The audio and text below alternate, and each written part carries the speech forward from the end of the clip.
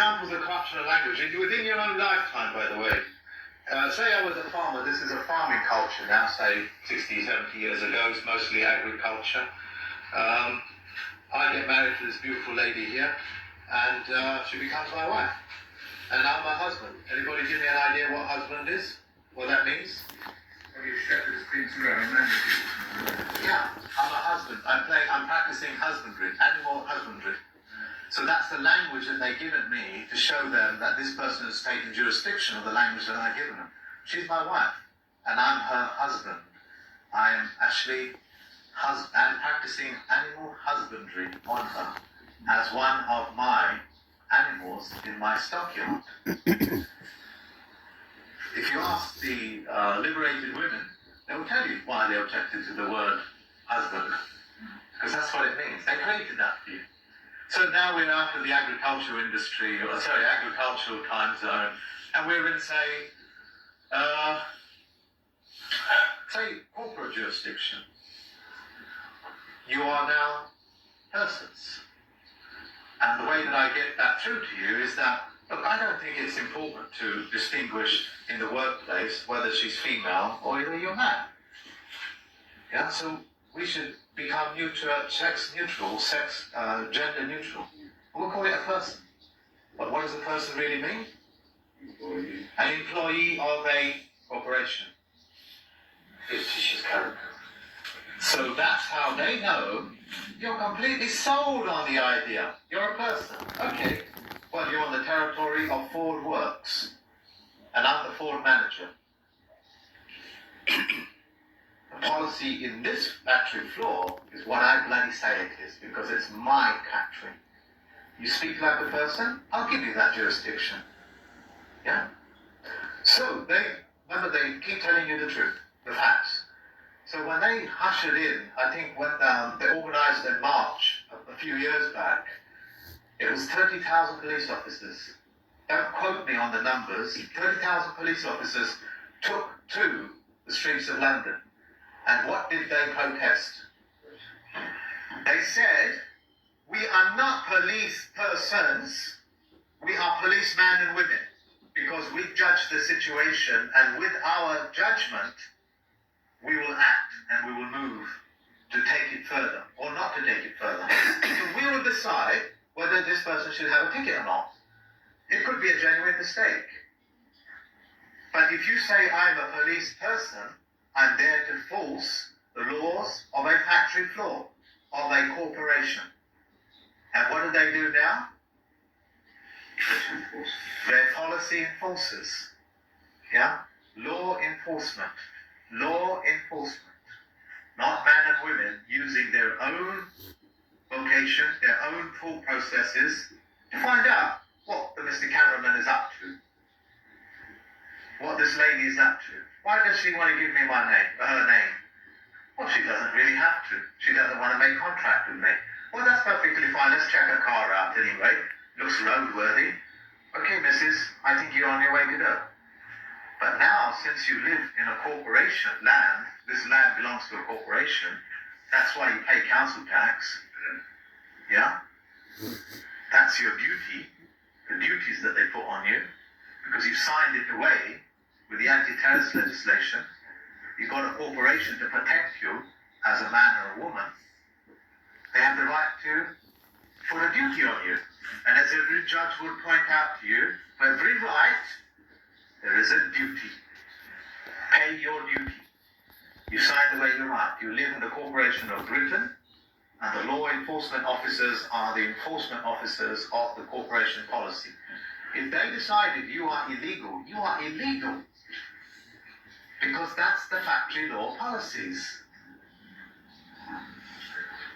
But if I'm a guest in that factory floor, walking through postal roads, using postal systems, you have to respect me for what I am. Yeah? So when they invite you to court, what are you guys going to do now? Treat it as an invitation if you want, or keep it within the contract vessel, the document court. Yeah? If they're sitting up on top of them, and you stand up, you recognize him as the captain of the vessel, yeah. Stay standing or stay seated. They'll force you to stand up. They'll try to, if they can't get you to stand up, I beg your pardon, they'll walk out, they'll run out of the court. And they'll threaten you and try to get the security guards to get you to stand up. They'll walk out of the court. You say to them, get back in here in court. Get back in here now. Don't you dare leave the court. This is my court now. And at that time, remove all the boxes. And you say that, you do that by saying, I remove all planes from this room, and I remove all boxes from this room. You are now my fiduciary.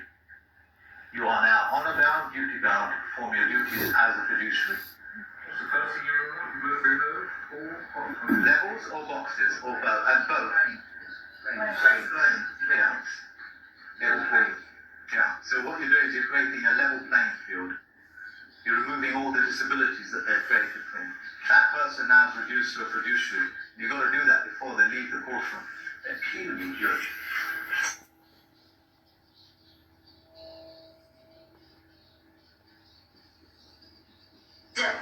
Don't touch me, you ain't a gun.